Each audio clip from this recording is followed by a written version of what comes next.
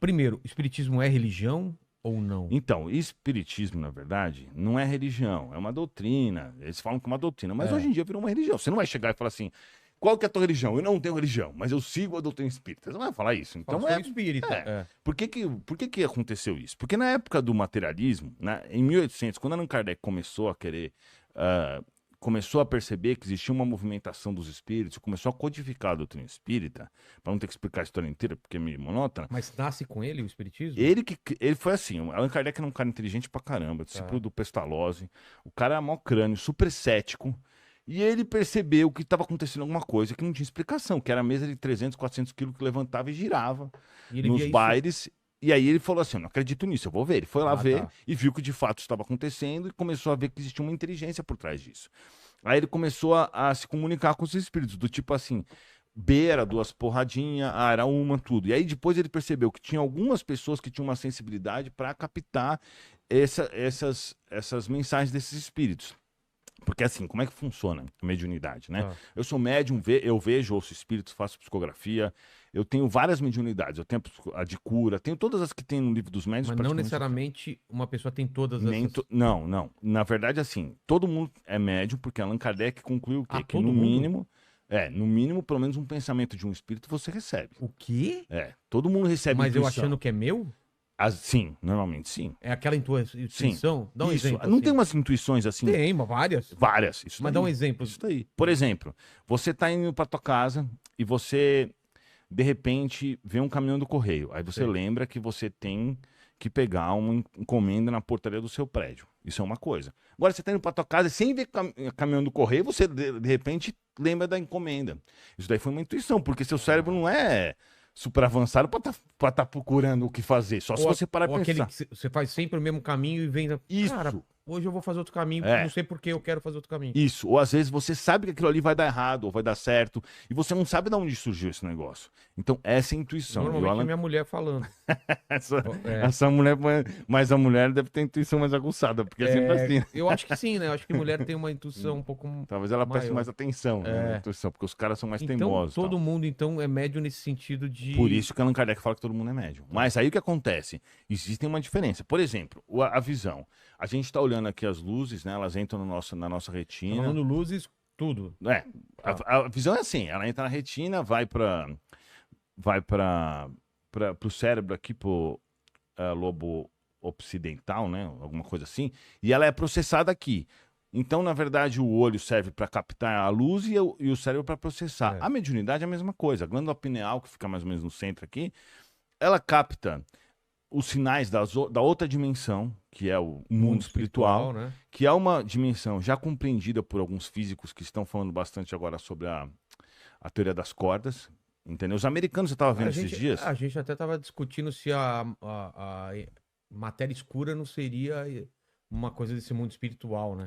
O livro dos espíritos diz que não existe matéria vazia, não existe nada vazio. Tudo que a gente vê é que a gente não consegue ver. Porque o nosso olho físico, ele foi desenvolvido ao longo de milhares de séculos e anos para viver na Terra. Então, por isso que a gente saiu da água, né, com os animais, na teoria da evolução, está correta, segundo até os livros de Chico Xavier, embora tenha algumas coisas faltando, que lá estão bem explicados nos livros de Chico Xavier, que a gente pode falar sobre isso também. Mas aí, o que acontece? Quando nós saímos da água, a gente desenvolveu o nosso olho físico para ver bem as coisas aqui, etc. Mas isso não quer dizer que o mundo é isso que a gente vê. Tanto Que é que a gente só não consegue ver o raio-x, infravermelho e nem infravermelho, ultravioleta. o raio gama, a gente não vê um monte de coisa, né? Ondas também, ondas eletromagnéticas, a gente não consegue ver isso com o olho. Então, assim, nós somos muito incapazes perto do que é o mundo e a imensidão. Mas aí, voltando lá, então nós temos. E aí, essa teoria das cordas, eles falam, na verdade, você estava vendo esse dia no Discovery Channel, os americanos falando lá que um dos caras que está defendendo essa tese, ele fala assim: ó, inclusive tem uma dimensão aqui conosco. Ele está falando do mundo espiritual, que é a lógica, né? Então o mundo espiritual, ele tá aqui conosco, o cara São querendo ou 10 ou não. 12 dimensões, né? Exato, é isso aí. Coexistem, né? E aí, o que é a mediunidade? É você ter esse receptor, essa glândula pineal, diferenciada, que consegue captar esses sinais e processa no cérebro. Tá. Então, quando as pessoas vão lá, eu sei que eu vejo isso toda hora, a pessoa chega lá e fala: Eduardo, eu quero melhorar minha mediunidade. Eu chego e pergunto pra ela assim: tá doendo algum dos lados da sua cabeça? Ela fala: tá doendo esse. Por quê? Porque quando os espíritos vão desbloqueando a mediunidade da pessoa, eles desbloqueiam o cérebro, porque são os neurônios que processam, da mesma forma que processam um monte de informação, né? O que a gente vê, o que a gente ouve, o nosso raciocínio, as nossas memórias, todos os processos em si. Então, assim, a mediunidade, ela é, por exemplo, qual que é a diferença? Se você pegasse o corpo de Chico Xavier, que óbvio que já tem indo composição, mas ele tinha grandes modificações biológicas em relação às outras pessoas, que a gente não tem essa capacidade porque nós estamos começando a entender o cérebro, né? E ainda bem no básico, mas o cérebro é altamente complexo e a glândula pineal também. Então, assim, só fazendo um adendo aí, tem um livro de Chico Xavier que ele fala sobre as funções da glândula pineal, isso em 1945, acho que só agora que a medicina foi descobrir. Então, como é que Chico Xavier sabia disso e colocou isso no livro dele? Que era de André Luiz, psicografado pelo médium Chico Xavier.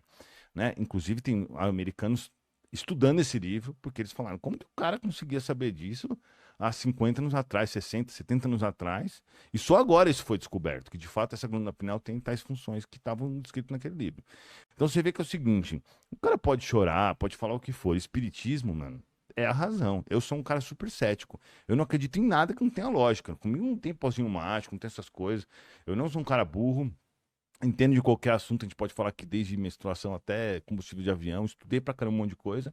E eu falo pra você, o espiritismo tem lógica. Senão eu nunca seria espírita, né? Então quando eu conheci o espiritismo, eu fiz essa primeira pergunta. Falei assim, putz, vai ser igual todas as outras religiões. Os caras vão falar coisa que não tem sentido. E até hoje eu não encontrei nenhuma contradição dentro da doutrina espírita. Mas dentro da doutrina espírita, como que entende o mundo material versus o mundo espiritual? Tem uma membrana que separa, tipo uma, né, uma coisa que separa as duas. Ótima E pergunta. como você acessa isso? Acontece o seguinte, o que a gente entende? Né? O que eu vivo muito mais no mundo espiritual do que no mundo físico, porque eu converso o tempo inteiro, por exemplo, com meu mentor. Meu mentor, que é o apóstolo Pedro, que trabalha, Jesus mesmo, né? Ele me auxilia o dia inteiro, com várias outras coisas. Na verdade, eu vivo cercado de espíritos. Todos nós temos um mundo espírita, né? Mas no meu caso, como eu tenho essa missão dentro do espiritismo, eu tenho esse suporte maior, né? E eu vou te fazer um raciocínio. Vamos pensar o seguinte. O mundo espiritual, ele é muito mais desenvolvido do que o mundo material. O mundo material, ele é apenas uma prova. Ele é como se fosse assim, você estuda e você vem para cá fazer a prova. Por isso que ele tem tantas dificuldades, tantos problemas, tantas questões que o cara pode se ferrar ou não, né? Mas o mundo espiritual é o mundo verdadeiro. Tanto que, num livro de Chico Xavier, que eu acho que esse é de 1942, Nosso Lar, ele falava lá sobre televisão de LED, ele falava sobre telefone, sobre coisas que não tinha como um cara que morava no interior lá de Minas Gerais imaginar uma coisa que nem existia ainda.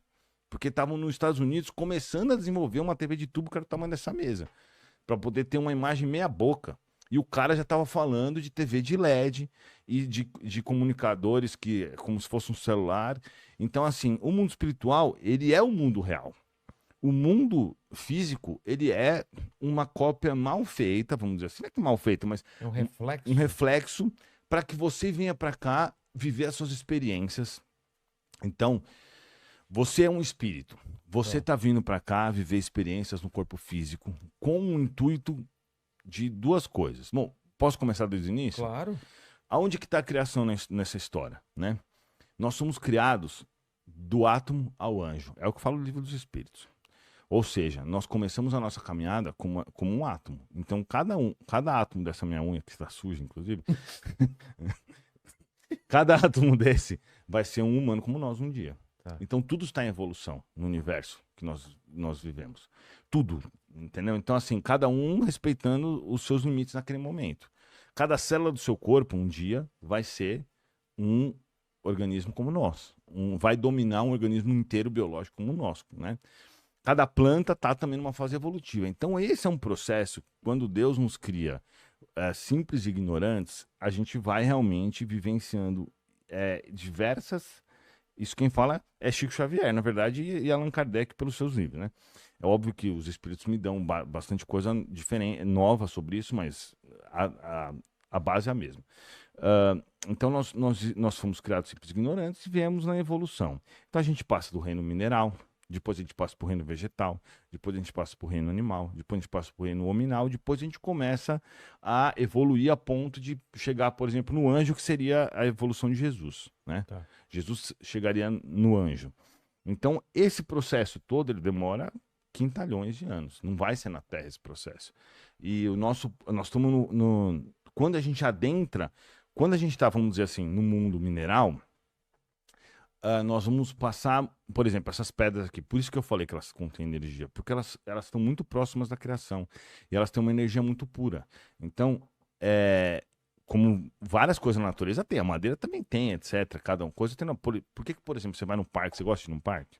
Ou ir na praia? Sim. Sim. Sim. Por que as pessoas se sentem bem e não sabem por quê? Não é por causa do visual, é porque ali contém uma energia da natureza. Então, quando você chega lá, você se sente bem. Automaticamente, você está trocando energia com a natureza que está ali. Então, todo mundo gosta de ir num parque, ninguém consegue entender exatamente porque, putz, tem gente que vai pra praia e se sente maravilhosamente bem. Montanha. Montanha, você renova, né? Um rio, então, cada energia ela é de um jeito diferente. Mas por quê? Essas energias, elas estão muito mais puras do que as energias dos humanos que bagunçam tudo com as suas mentes poluídas, né? Entendi. Então, seria o seguinte, quando você está no reino mineral, quanto tempo isso aqui vai demorar para deixar de ser um átomo dessa pedra? Tipo, sei lá, quando a Terra explodir, daqui a 8 bilhões de anos, quando o Sol virar uma gigante vermelha e engolir a Terra, que provavelmente vai acontecer. Então, assim, isso aqui é um processo de bilhões de anos. Aí depois você vai... Então, assim, até você chegar no humano, a escala evolutiva, ela é de aprendizado. Você não tem livre-arbítrio, só que você vai aprendendo. Então, você vai virar um vegetal, vai aprender a fazer fotossíntese, vai aprender a se administrar, né? A energia da sua célula e coisa e tal. Inscreve aí nesse canal aqui que vos fala, dá o like aí nesse vídeo. Esquecemos alguma coisa, Jean? Não, é isso aí, mano. É isso.